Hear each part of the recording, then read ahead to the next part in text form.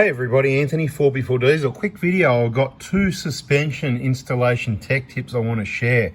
Things you might not know, pretty straightforward if you do know. These are obviously the Dobinson's IMS, internal IMS, monotube shock, internal reservoir, yeah, right. Anyway, trying to work out what it stands for. It doesn't matter anyway, right? So you got your rubbers, you got a washer on the bottom that needs to face up that way. You got your rubber in the middle, and this rubber's got a little lip on it. See there? Make sure you got these the right way. Then this metal washer goes over the top. It's a bit thinner with the lip there. And then make sure as you jack it up or whatever you're doing, that center hole is in the center hole up there as well would be ideal. So if only I had 2 hands, I could jack it up and hold the shock out like that. Well, I did it, but I can't. But you get what I mean? This is on the other side. Okay, so that's one of your tech tips. Make sure that's center, not crushing the hell out of this washer here against in between the steel up there. So you got to pull it backwards a little bit as you jack it up, and then as it goes up, you can put your washer. Obviously, your washer goes on here next. I'll just pop that on now just to demonstrate with my left hand. I normally do that with the right hand, so I did that. And then, of course, you've got your nylock nut. These ones have been off before, back on and off before. So that's your first tech tip.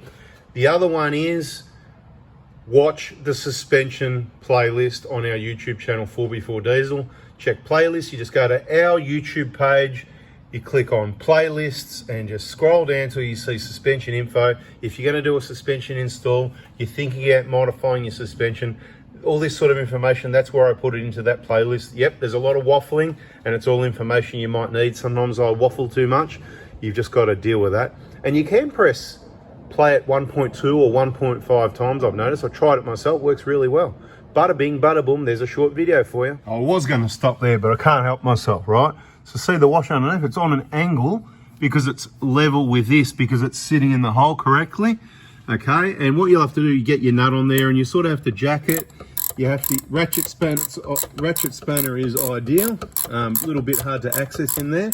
Careful you don't get ratchet spanners stuck in there, that can happen sometimes. So you always get them back in the end, but that can cause a bit of entertainment from time to time. So you just need to just keep taking it off, going, yep, I can get it out. That sort of thing before you go too far, because some shock absorbers, see that nut there, it'll just keep going up, and you'll have a ratchet spanner, unless it's reversible, like this one's not reversible, so right, you can't switch it. It's you put it in there, you go, so once you get towards the end, you either stop using the ratchet spanner, use a normal spanner, or you just keep taking it out like that, going, yep. Right, so there's 3 tech tips. That's why you hang around, I guess, but then again, you could have watched the playlist, which was number 2 tech tip. Anyway, I reckon you should subscribe, turn the bell on, start watching the playlists, and hang out for the next video and hit the like button for the free information. Thank you. See ya. Oh, you wanted more info? Yeah, it's a 18mm spanner you need. 18. Oh, reflection. Look at me. Looks like I've got no top on. That's weird, isn't it? It's actually true. Look at it. Yeah, unbelievable. What can you see there? What can you work out? Is that the feet or the knees? That's just weird stuff there anyway. Okay, so you go all the way to the end of the thread. No need to go crazy. It's a nylock. Some suspension situations, you don't go all the way to the thread because you're going to over squash the bushes, but this is all just absolutely beautiful. And we're going to do the same at the other side. And I was promised I was going to keep this one short as well. So don't forget your bottom bolt as well. That's a 17. Never forget to tighten that up. Remember the K-on shock guards if you don't want to damage those bolts, because it covers up the bolt and the bottom part of the IMS. On the 120, I'm running without the shock guards. Crazy, I know.